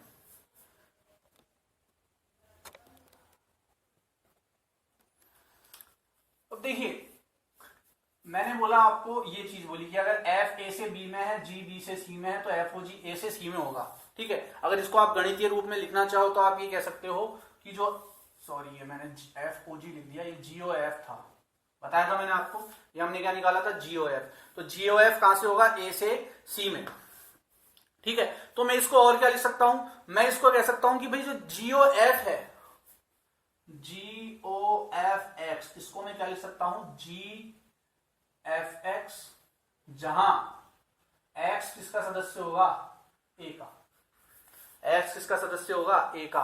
यहां पे जो एक्स इनपुट दोगे आप, वो कौन से मान दोगे, ए के मान दोगे, ठीक है। और यही क्या कहलाता है, यही क्या कहलाता है, ये जी ओ एफ एक्स क्या कहलाता है, जी तथा एफ का संयुक्त फलन कहलाता है। क्या कहलाता है, संयुक्त फलन कहलाता है। पॉज करके इसको नोट कर लो फटाफट, पॉज करके नोट कर लो इस चीज को, अलग से ब्रैकेट में लिखना इसको, ये पूरी चीज अलग से लिखना कि भाई एफ ए से बी में हो, जी बी से सी में हो, तो जी ओ एफ ए से सी में होगा। जी ओ एफ एक्स को आप लिख सकते हो जी एफ एक्स, जहां पे एक्स किसका सदस्य होगा, ए का, और जी तथा एफ का संयुक्त फलन, जी ये क्या है, जी ओ एफ एक्स, ये जी तथा एफ का संयुक्त फलन है, ठीक है। जी तथा एफ का क्या है, ये संयुक्त फलन है, ठीक है। इसको अलग से नोट कर लीजिए बॉक्स में। अब मैंने आपको बोला कि भाई ये तो हमने जी ओ एफ निकाल लिया, अब हम देखते हैं एफ ओ जी भी निकाल सकते हैं क्या हम, क्या हम एफ ऑफ जी भी निकाल सकते हैं क्या, चलिए एफ ओ जी निकाल सकते हैं क्या, देखते हैं। एक चीज और है, एक चीज इसमें और है, ये हम x का मान a वाला ही क्यों ले रहे हैं, ये बहुत इंपॉर्टेंट चीज है। अगर आप इसकी बिल्कुल बारीकी में जाएंगे तो आपको पता लगेगा। देखो हम यहाँ पे जी एफ एक्स लिखा हमने, जब मैंने इसको सॉल्व किया था तो मेरे पास जी ओ एफ एक्स क्या आया था, जी ओ एफ एक्स क्या आया था, मेरे पास 2x + 5 आया था, और फिर हम इनपुट क्या ले रहे थे, x, और x जो है, x कहीं ना कहीं कौन से मान थे, a वाले मान ही तो थे, x जो है वो कौन से मान थे, a वाले, तो GOFX लोगे, उसमें भी जो x का मान डालोगे, जो इनपुट डालोगे वो तो a से निकल के आएगा, इसीलिए कहा गया है कि x किसका सदस्य होगा, a का सदस्य होगा, ठीक है। चलिए अब इसका उल्टा निकालते हैं, FOG, FOG निकाल के देखते हैं, FOG में क्या आएगा, ये तो GOF हो गया, ये तो क्या हो गया, GOF। अब FOG देखते हैं क्या होगा, देखिए FOG मतलब f ऑफ जी एक्स, यही मतलब हो गया इसका, FOG का मतलब f ऑफ जी एक्स, इसमें फलन है जी एक्स का, ठीक है। अब इसमें आपको पहले तो अपन ये देख लेते हैं कि इससे कैसे निकलेगा, ये क्या मतलब हमारे पास मैट्रिक्स निकल के आएगा। तो देखो f ऑफ जी एक्स, अब देखो fx था तो हम 2x निकाल रहे थे, अब यह क्या है, f ऑफ जी एक्स, मतलब ये जो fx है, ये जो fx है, इसमें x की जगह अब क्या आ गया है, gx। ध्यान से देखना, fx में x की जगह क्या आ गया है, gx आ गया है। अब तो यहाँ 2x में fx इसके बराबर है 2x के, तो यहाँ 2x में x की जगह, 2 तो 2 की जगह रहेगा भाई, 2 का तो कोई लेना देना नहीं है ना, काम तो हम x का करते हैं ना, मान तो x का डालते हैं, तो 2 तो अपनी जगह रहेगा, f ऑफ gx में 2 तो अपनी जगह रहेगा, और x की जगह किसका मान आएगा, gx का, gx कितना है, x + 5 है क्या gx x + 5 है क्या, बिल्कुल x + 5 है, तो मैं कह सकता हूं 2x + 10 हो गया, कौन, FOGX, FOGX कितना हो गया, 2x + 10। अब ठीक है, ये हमें बड़ा अच्छा लगा, हमने निकाल दिया कि सर देखो हमने FOG भी निकाल दिया और GOF भी निकाल दिया, पर क्या इसका अस्तित्व है क्या, कहीं ना कहीं मतलब इसका मतलब अस्तित्व निकाल सकते हो क्या आप, इसको निकाल सकते हो क्या, इसको प्राप्त कर सकते हो क्या। चलिए देखते हैं इसको प्राप्त कर सकते हैं या नहीं कर सकते हैं। मान लो मैं x का मान 1 रखता हूं, मान लो x का मान क्या रखता हूं, 1। अगर मैं x का मान 1 रखता हूं तो 2 × 2 प्लस 10 12 आएगा। अब एक बात तो इसमें सबसे पहले ये आती है कि क्या मैं x का मान 1 रख सकता हूं क्या? इसके लिए आपको ये देखना पड़ेगा, आप FOG में जा रहे हो, FOG में जा रहे हो मतलब उल्टा जा रहे हो। अब आप उल्टा जा रहे हो मतलब यहां से मान डाल रहे हो, यहां से निकलना चाहिए था, ठीक है। अब यहां जो मान आएगा x का वो कौन सा आएगा? ये वाले आएंगे क्या? नहीं, ये वाले नहीं आएंगे, ये वाले बिल्कुल नहीं आएंगे। gx का मतलब क्या है? यहाँ ये x किसका मान आ रहा है? g का। ये x किसका मान आ रहा है? g का। एक बात ध्यान रखना, ये x, ये जो FOG वाला x था और GOF वाला x है, ये दोनों x समान नहीं है, पहले ही बता देता हूं मैं आपको, ये दोनों x समान नहीं है। ये GOFX वाला जो x है, ये तो वो मान है जो आप f के लिए x में डाल रहे थे। f के लिए x के मान कौन से थे? ये वाले। और FOGX में ये x कौन सा मान है? ये वो मान है जो g के लिए x का डाल रहे हो। g के लिए x के मान कौन से थे? ये थे भाई। g के लिए इनपुट कौन था? ये। g के लिए इनपुट ये था क्या? नहीं। g के लिए इनपुट कौन था? ये। यहां हम FOGX लिख रहे हैं, f of gx, तो x का मान तो g के साथ वाला डालेंगे ना, और g फलन के लिए इनपुट मतलब प्रांत कौन था? ये था। तो हम यहाँ पे क्या करेंगे, हम x बराबर 1 तो डाल ही नहीं सकते, इसका पहला इनपुट क्या था? 2। तो यहाँ पे अगर आपको f of gx निकालना है, मान लो 2 पे निकालना है, ठीक है, तो 2 दूनी 4, 4 और 10 14, तो FOG कितना आ गया? 14। अब आप मुझे ये बताओ, यहां कहीं आपको आउटपुट के रूप में 14 मिल रहा है क्या? क्या आपको कहीं पे भी यहाँ पे आउटपुट के रूप में 14 मिल रहा है क्या? कहीं भी दिख रहा है क्या 14? नहीं दिख रहा ना। इसमें कहीं भी आपको 14 दिख रहा है क्या? नहीं दिख रहा। जब मैंने वहां पे GOF निकाला था तो मुझे ये सारे मान मिले थे ना कहीं थे, बट जब मैं GOF निकाला था, पर जब मैं FOG निकाल रहा हूं तो क्या मुझे 14 मिलेगा क्या? नहीं मिलेगा। 4 डालता हूं, 4 दूनी 8, 8 और 10 18, कहीं दिख रहा है क्या 18? यहाँ पे नहीं दिख रहा। तो ये फंक्शन बन तो गया पर वैलिड नहीं है। ये बन तो गया फंक्शन 2x + 10, फंक्शन तो बनेगा, आप मिलाओगे कुछ ना कुछ तो निकल के आएगा, दो चीजों को मिलाओगे तो, पर क्या वो फंक्शन वैलिड है क्या? ठीक है, तो वो वैलिड नहीं है, इस फंक्शन का कोई अस्तित्व नहीं होगा। क्यों? क्योंकि इसके जो आउटपुट है वो कहीं हमको यहां से मिल ही नहीं रहे हैं। समझ में आ रही है बात? ठीक है, वही वहां पे आप चक्की में कुछ डाल रहे हो तो आउटपुट निकल रहा है ना। अब आप इनपुट तो डाल रहे हो, ठीक है, गेहूं डाल रहे हो, पर ना आटा निकल रहा है ना दलिया, जो निकल सकता है वो निकल नहीं रहा, कुछ और ही निकल के आ रहा है, तो भैया वो फंक्शन सही नहीं है फिर। ठीक है, तो ये बात आपको ध्यान रखनी है कि GOF का तो अस्तित्व है पर FOG का अस्तित्व नहीं है। GOF का तो क्यों है? क्योंकि पहली बात तो GOF में जो x का मान डालेंगे हम, GOF में जो x का मान डालेंगे, यहां लिख देता हूं मैं, GOF का मतलब क्या था? G of fx। तो इसमें जो x का मान डालेंगे वो f वाले फलन का डालेंगे, और f वाले फलन के लिए इनपुट के मान क्या थे? ये।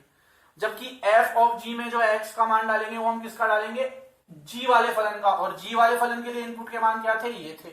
समझ में आ गई बात? तो दोनों में अंतर है कि नहीं है? पहली बात तो ये। दूसरी बात, जब हम GOF के मान डाल रहे हैं तो हमारे पास आउटपुट ये आ रहे हैं, 1 डाल रहे हैं तो 7 निकल के आ रहा है, 2 डाल रहे हैं तो 9 निकल के आ रहा है, 3 डाल रहे हैं तो 11 निकल के आ रहा था। पर जब हमने g के इनपुट के मान डाले तो जो मान हमारे को प्राप्त हो रहे हैं वो कहीं है ही नहीं आउटपुट में, तो वो ना यहाँ है ना वहां है, तो कैसे फिर काम चलेगा? तो इसका मतलब इसका अस्तित्व नहीं है। समझ में आ गई बात? FOG फंक्शन तो निकल जाएगा पर अस्तित्व नहीं है। FOG 2x + 10 तो आ गया, पर उसका इस फंक्शन में, इस फलन में कोई अस्तित्व नहीं है। ठीक है, इसको नोट कर लीजिए। फिर एक दो उदाहरण लेते हैं आपकी किताब के, जो किताब में उदाहरण दिए हुए हैं शुरू में, वो ले लेते हैं, फिर आगे इसके गुणधर्म वगैरह देखेंगे। अच्छा, मैंने आपको 5 फलन के प्रकार तो बता दिए हैं, एक मैंने आपको कंपोजिट फंक्शन बता दिया है, इसमें 2 और रह गए हैं, तो आइडेंटिटी वाला और एक इक्वल फंक्शन, मतलब आइडेंटिटी फंक्शन जो जिसको हम i a से दर्शाते हैं, वो रह गया है, और एक इक्वल फंक्शन और रह गया है। उसको मैं इसके कुछ गुणधर्म बताऊंगा आपको। इसमें कुछ गुणधर्म मतलब इसमें कुछ प्रमेय दी हुई है, प्रॉपर्टीज दी हुई है संयुक्त फलन की, वो वाला टॉपिक जो अभी मैं कवर करूंगा थ्योरेटिकल, उसमें ये सब समझा दूंगा मैं आपको। ठीक है, आइडेंटिटी वगैरह, तो उसको आप छोड़िए, अभी कंपोजिट फलन को ध्यान से देखना है। तो बेसिकली अगर मैं समराइज करूं चीजों को, तो कंपोजिट फलन या संयुक्त फलन क्या होता है? जब हम 2 फलनों को मिला के एक नया फलन प्राप्त करते हैं तो वह क्या कहलाता है? कंपोजिट फलन। जैसे एक फलन है f जो a से b में परिभाषित है, एक फलन है g जो b से c में परिभाषित है, तो GOF क्या होगा? a से c में परिभाषित होगा। कहीं ना कहीं इसका आउटपुट इसका इनपुट होना चाहिए, इसका आउटपुट इसका इनपुट होना चाहिए। ऐसा नहीं कह सकते आपकी f a से b में था और g जो है वो c से d में था, फिर आप ये नहीं कह सकते a से d में हो जाएगा ये। ठीक है, फिर चेक करना पड़ेगा, तो इस बात का ध्यान रखना है आपको। ठीक है, इस बात का आपको ध्यान रखना है कि एफ ए से बी में है, जी बी से सी में, तो कहीं ना कहीं हम कह सकते हैं, देखो ये चीज भी 90% केसों में लागू हो जाएगी, कुछ केसों में नहीं होती है, बट एक जनरल बात की जाए तो समझने के हिसाब से ए से सी में मान सकते हैं इसको, पहली बात। फिर हमने क्या देखा कि भैया जो शुरू में इनपुट देते हैं वही इस पूरे फंक्शन का, जीओएफ का, या इस पूरे सिस्टम का इनपुट वही रहेगा, और जो लास्ट में आउटपुट मिल रहा है वही इस पूरे फंक्शन का क्या रहेगा, आउटपुट। और एक जो मैंने बीच में उदाहरण लिया था, यहाँ पे कुछ एक्स्ट्रा मैंने क्या डाल दिए थे, यहाँ पे कुछ ऐसी चीजें डाल दी थी जिनके आउटपुट नहीं मिल रहे थे, जैसे बाजरा डाला था, बाजरे का आटा नहीं मिल रहा था, तो उस स्थिति में क्या करना है वो भी चेक कर लेना। वीडियो को अगर एक बार में नहीं क्लियर हो रहा है, कंफ्यूजन हो रहा है, तो 2 बार देखो, अपने आप क्लियर होगा। जितनी बार हम किसी चीज को देखते या पढ़ते हैं वो उतनी ज्यादा क्लियर होती जाती है, और हर बार हमें कोई ना कोई नई चीज कंसेप्ट क्लियर करती है। ठीक है, तो इसको ध्यान से देखिए। देखिए गणित में है ये चीज, बच्चे ध्यान देते हैं हमारा वो सवाल का हल आ जाए, सवाल निकल जाए, सवाल का कैसे भी उत्तर प्राप्त हो जाए, हल कैसे होगा वो इंपॉर्टेंट बिल्कुल नहीं है मैथ में। बेसिकली मैथ का जो इसका जो थ्योरेटिकल पार्ट होता है, इसको जो समझने वाली चीज होती है, जो कंसेप्ट क्लियर करने वाली चीज होती है, वो अगर हमारी क्लियर है तो सवाल कैसा ही दे दे वो, हम उत्तर तक, हल तक पहुंच जाएंगे। बेसिक्स क्लियर होने चाहिए हमारे, पहली चीज। दूसरी चीज, जो उस पार्ट की थ्योरी है वो क्लियर होनी चाहिए। ठीक है, चलिए इसको कॉपी कर लीजिए। तो आप देखेंगे मेरे लेक्चर में मैं हमेशा, चाहे गणित हो चाहे कुछ भी हो, एक्सरसाइज से ज्यादा थ्योरी पे और बेसिक्स क्लियर करने में ज्यादा एम्फेसिस रखता हूं मैं, क्योंकि वही महत्वपूर्ण है। ठीक है, इसको नोट करें, पॉज करके नोट कर लीजिए इसको। फिर हम कुछ इसके उदाहरण देख लेते हैं, आपकी बुक के 1-2 उदाहरण है वो। देखिए बुक का जो फर्स्ट उदाहरण है, यदि ए 1 2 3, बी में 4 और 5 है, सी में 7 8 9 है, तथा एफ ए से बी में और जी जो है वो बी से सी में परिभाषित हो। अगर एफ 1 का मान 4 है, एफ 2 का मान 4 है, एफ 3 का मान 5 है, जी 4 का मान 8 है, जी 5 का मान 9 है, और जी ओ एफ ज्ञात करना है आपको। अच्छा, जिन बच्चों के पास किताब है बहुत अच्छी बात है, जिनके पास नहीं है मैं डिस्क्रिप्शन बॉक्स में लिंक डाल दूंगा, वहां से आप किताब को जो है डाउनलोड कर सकते हैं। ठीक है, तो देखिए क्वेश्चन क्या कह रहा है हमें, जो मेन चीज दी हुई है कि भैया एक फंक्शन है एफ, वो ए से बी में परिभाषित है, और एक फंक्शन है जी जो कि बी से सी में परिभाषित है। ठीक है, एक जो ए के तत्व है या ए के एलिमेंट है ये रहे, सी के ये रहे, और बी के ये रहे। आपको क्या ज्ञात करना है, जी ओ एफ ज्ञात करना है। आपको क्या ज्ञात करना है, जी ओ एफ ज्ञात करना है। तो देखिए जी ओ एफ कैसे ज्ञात करेंगे हम,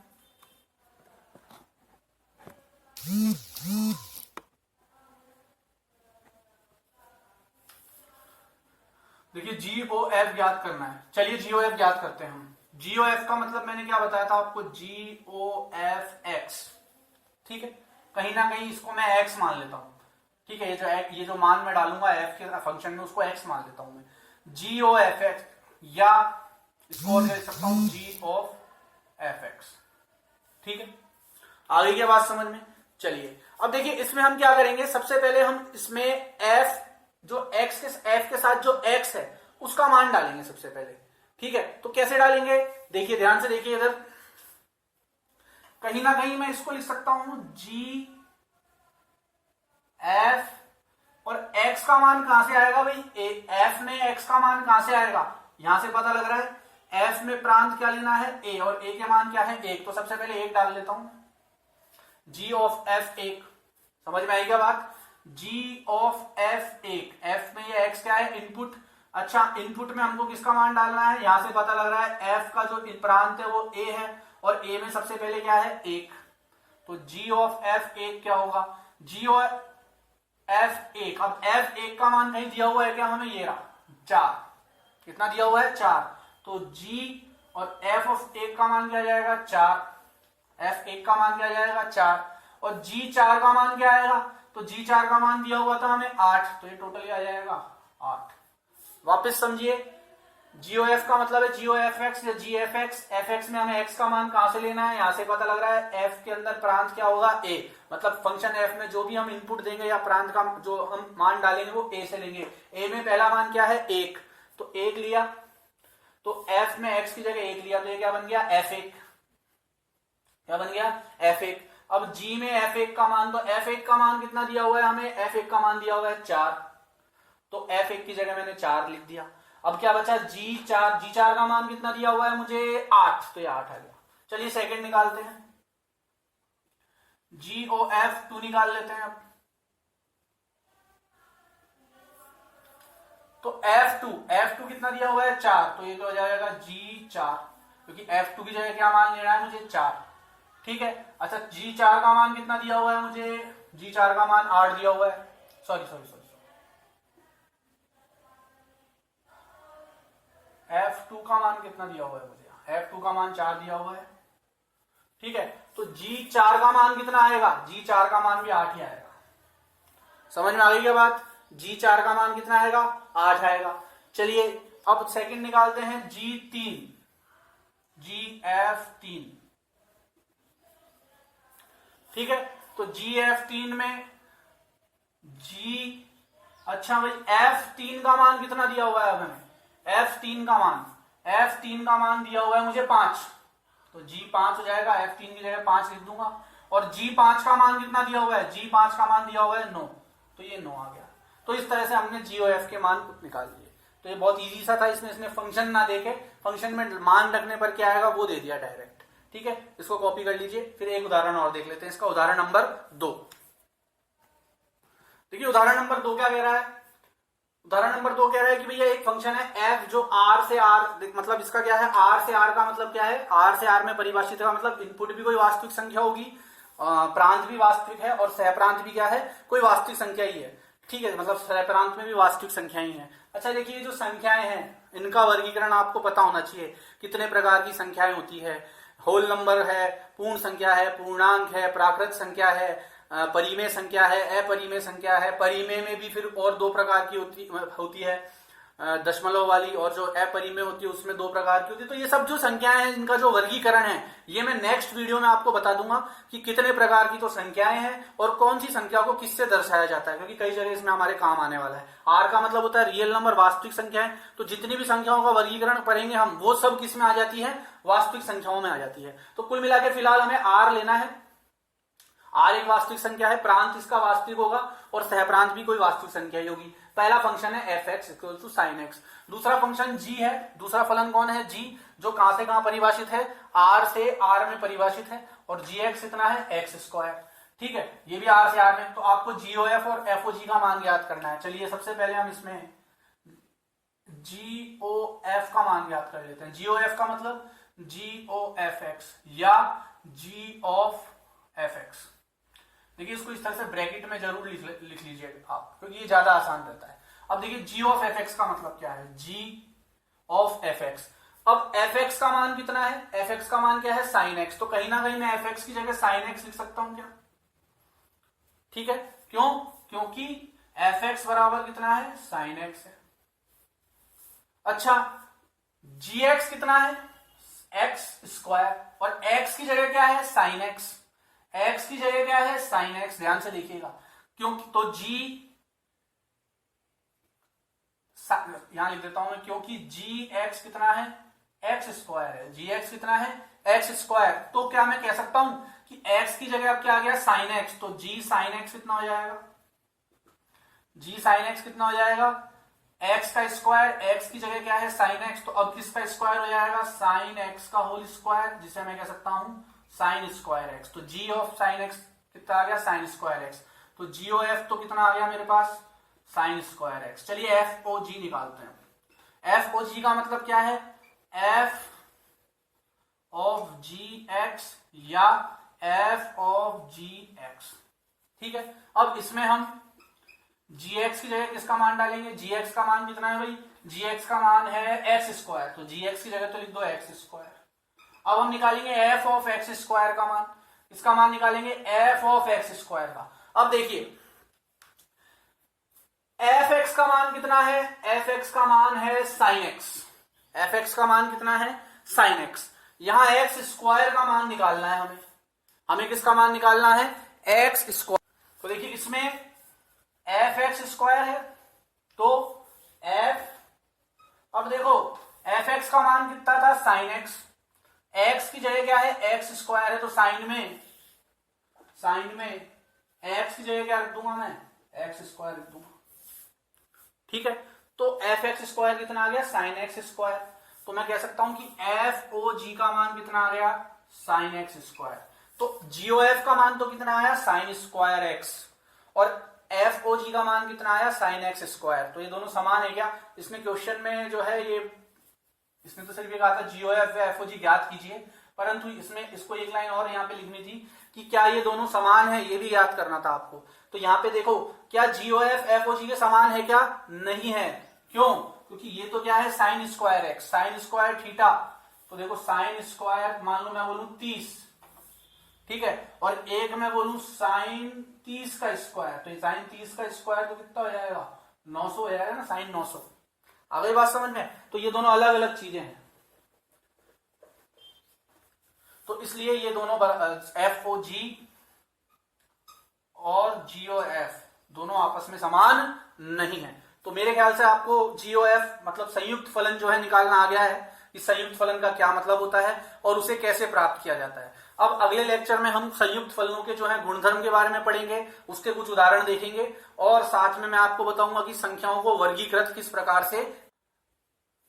तो अगले वाले लेक्चर में हम देखेंगे कि संख्याओं को किस प्रकार से निरूपित किया जा सकता है। ठीक है, चलिए, तो आज के लिए मैं समझता हूं इतना काफी है। इसको आप पढ़िए, वीडियो लेक्चर को देखिए, अपनी किताब देखिए, और क्वेश्चंस जो अगर आपको लगते हैं कि प्रश्नावली में कुछ ऐसे क्वेश्चंस हैं जो इस समझ के आधार पर ही आप कर सकते हैं, तो उन्हें हल कीजिए, और फिर आगे जो है हम कल देखेंगे। धन्यवाद।